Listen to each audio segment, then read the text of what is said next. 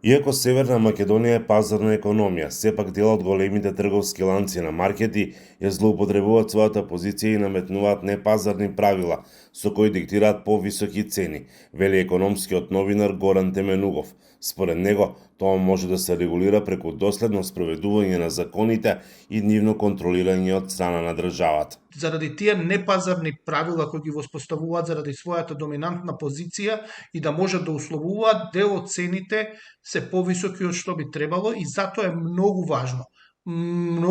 важно, повторувам, да се применува законот за нефер трговски практики, односно надлежните институции да го спроведуваат дословно, а не да ги замолуваат трговците да се придржуваат до него, туку едноставно да контролираат и на секој отстапување од овој закон да казнуваат. Бојкотот на маркетите е демонстрација на незадоволство на потрошувачите за тоа како функционира пазарот, вели Константин Здравевски, магистар по економски науки.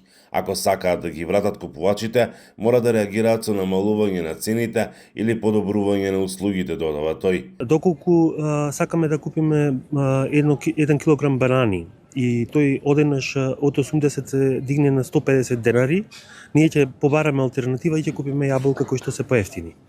Тоа ќе се случи и со продажбата на супермаркетите, тоест побарувачката на потрошувачите од супермаркетите. Маркетите треба да ги согледаат резултатите и од првичниот бојкот, вели Здравевски. Според него, бојкотот треба да биде подолгорочен. Селективно купување од соодветни алтернативи и сами да го направиме тоа во еден подолг временски период.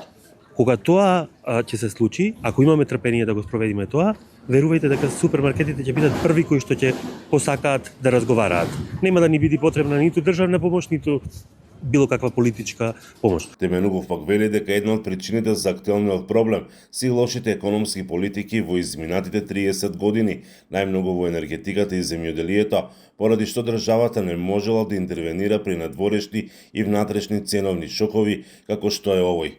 Тоа се гледа, например, храната, ние не можеме да произведеме доволно храна, не можеме да имаме дисперзирано производство, не можеме да ги задоволиме нашите суштествени потреби со поголемо производство на земјоделските производи, кога ќе дојдат вакви кризи, да може и државата да интервенира, едноставно да пушти поевтини, поконкурентни производи на пазарот и да влијае на намалување на цените. Во моментот Северна Македонија е голем увозник на храна. Според Теменугов се увезува храна во вредност од околу 1 милиарда евра, а се извезува половина од тоа. Влегуваме во многу турбулентни времиња, економски времиња и затоа Македонија мора да се подготви што е можно подобро за како да ги пречекува идните кризи. Тоа може да се направи со поголема енергетска независност, пред се во делот на снабдување со електрична енергија и производство на храна.